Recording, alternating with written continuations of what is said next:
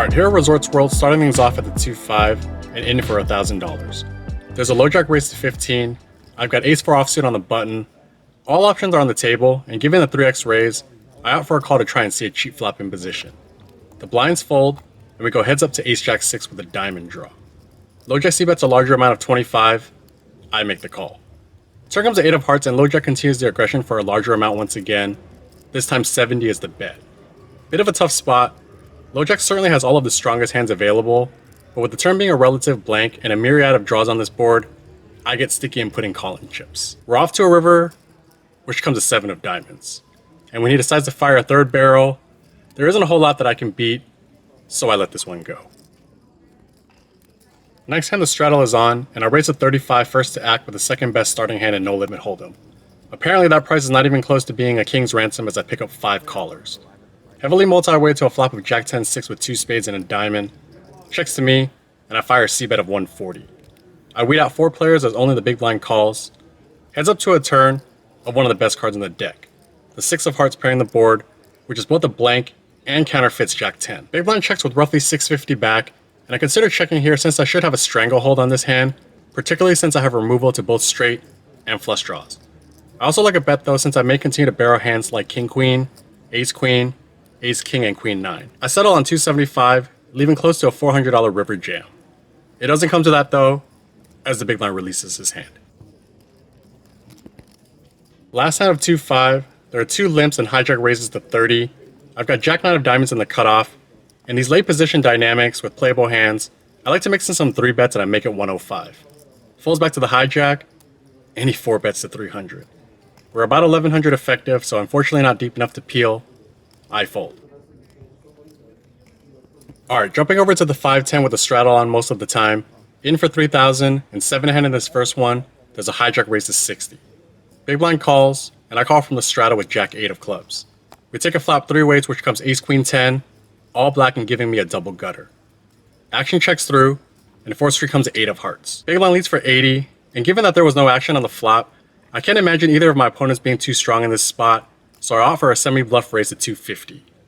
Hijack tank folds, and big blind thinks for a while, before raising to 580. Looks like big blind may have a real hand here, or perhaps a very strong draw, and given the variety of dirty outs, I succumb to the aggression, and fold. This next spot is one of the more interesting hands of the session. There's a hijack raise to 60, button calls, I call from the small blind with pocket 6s, big blind and the straddler call as well. 5 ways to a flop of 8-7-7, all red. Surprisingly, action checks through, and well, we must be in the midst of the holiday season as I hit a miracle on 4th street, and I decide to lead for 140. Big blind calls, and the straddler raises to 420. It folds back to me, and this is mildly concerning as the straddler and even the big blind could have some better full houses. That in mind, I call, and the big blind comes along as well. Continuing 3 ways to a river of a clean deuce of clubs. I check, big blind checks, and the straddler bets 700. I've got about 2100 back, and a bit of a spot here. As noted, I lose to better full houses, and the question is if I jam, can I get called by worse value against 4-5 or 9-10? The draws do brick out, so it's possible straights may call, thinking that I'm making a play. Now, assuming I have the best hand and just call, this could also incentivize big blind to potentially call with weaker, or make a play himself. Long story short, I just call, big blind folds, and the straddler tables 4-5 for the bottom end of the straight. Hard to know if he would have called a jam on the river, but I take down a nice pot with 6s full, and if you guys could please add to the run good by hitting the thumbs up and subscribe buttons, I'd greatly appreciate it.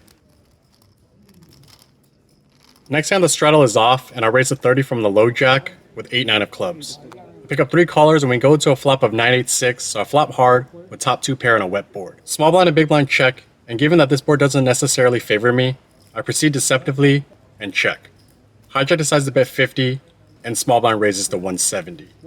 Big blind folds, and in an effort to underrepresent my hand and also protect on future runouts, I just call. Hijack folds, and we go to a bad turn of a 10 of diamonds. Small blind checks, and not going to do anything extravagant in this spot, I check back. River rolls off the ace of hearts, and small blind bets 280. I like his sizing here as it's hard to pinpoint his holding, but given the various possibilities on this board, I fold. A couple quick hitters, there's a raise to 60 and a call, and I 3-bet pocket 10s from the straddle, and take it down without a flop. Shortly after, the hijack calls the $20 straddle. I raise the 80 from the button with the skinny. Straddler defends, hijack folds. Heads up to a flop of king queen 3, so I flop hard with bottom pair and a club draw. Big blind check folds to my c-bet.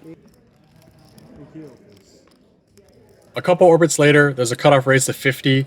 I flat the big blind with a pretty looking jack 10 of diamonds. Straddler folds. We take a flop heads up, which comes king queen queen with 2 spades and a heart, giving me open-ended. I check call 50, and the turn comes a deuce of spades.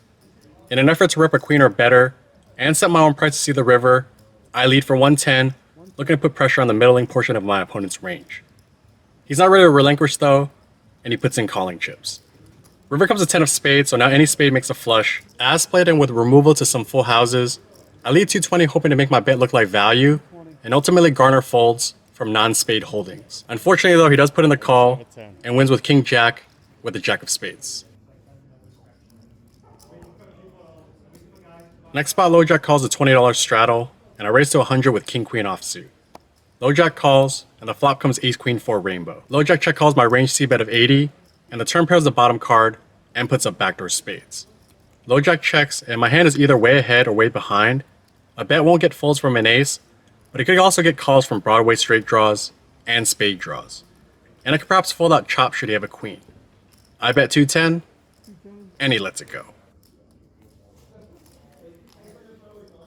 In this next hand, there's a cutoff raise to 60. Big blind calls, and I have queen 10 of diamonds in the straddle, and just flat after considering a squeeze. Flop comes ace ace 10, checks to the cutoff who bets 50, and big blind raises to 150. And I could potentially have the best hand given the presence of available draws, but I decide to fold. Cutoff also folds, and big blind shows ace queen offsuit. Glad I didn't get frisky pre-flop. A few more hands to run through, and this next one is perhaps the most interesting hand of the session. Button raises to 70, and I re-raise to 230 from the straddle with pocket kings. Button calls, and the flop comes queen 5-4 rainbow. I c-bet 230, button calls. Turn comes a 7 of spades, completing a few straight draws and putting up backdoor spades. I stick with the aggression and bet 700. Well, button decides to raise 900 and puts out 1600 with 1000 left in his stack. A very interesting spot, particularly because of the sizing making it look like value. I lose to some unlikely straights, but sets and 2 pairs are certainly plausible. Had he just shoved for 2400 effective, I feel like I would be more inclined to call, as he could be putting it in with hands like a queen, pocket 6s, 6-7, ace wheel of spades. As far as player profile goes, based on the short time that I've played with him, he does seem to be the loose aggressive type. In trying to factor everything, I feel like my only plays are to fold or rip. Calling doesn't seem attractive because with him having 1000 back, I'm probably not folding too many rivers. And if he is doing this with a semi-bluff, then I feel like I should probably charge the max. And after some deliberation and expecting to get snapped and lose some of the time, I rip for 1k more and the 2400 effective. And he fortunately does not snap and actually folds instead. No idea what he had, but it must have been complete air, and I lock up a win in this weird hand. Next hand I raise a 70 first to act with ace-9 of spades. Only the player to my left calls, and we take a flop heads up which comes 10-9-6 rainbow. Given that I raised from early position, this is probably a flop to lean more towards checking.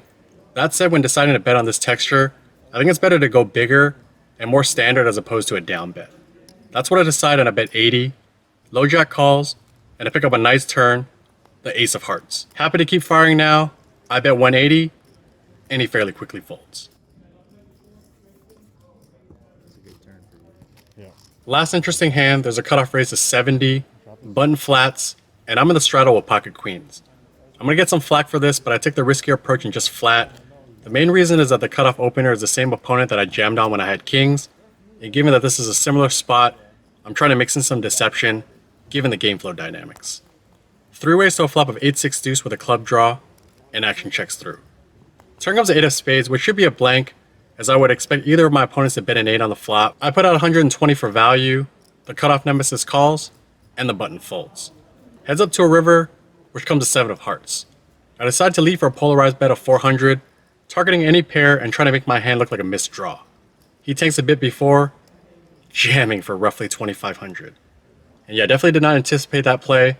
The river does complete some strong hands like straights and full houses, and although he could be bluffing, my lean is that he may have it this time. Generally speaking, it's hard to run a big bluff after getting caught early in the session, and he's taking a different sizing this time. The small snapshot of patterns could all just be irrelevant, but I decided to painfully let this one go, and that's what I get for being tricky. And yeah, that's gonna do it for the hands, but as mentioned in the last video, I'll be co-hosting a meetup game with Doug McCusker and Check Race Charles on Thursday, December 9th. We'll be playing 3-3 no limit with a buy-in of 100 to 500. Start time is 3 p.m. And to sign up in advance, please visit projectlock.com. Link in the description box below. Alright, that's going to do it for things at Resorts World. Started with a 2-5 game, got in for 1,000, out for 1,031, and then played the 5-10 in for 3,000, out for 5,879. So between the two games, profited about $2,900. And just before that, I actually played the 888 event at the World Series of Poker, and I cashed that one for 1934. So good start to the trip. Hope to keep it going.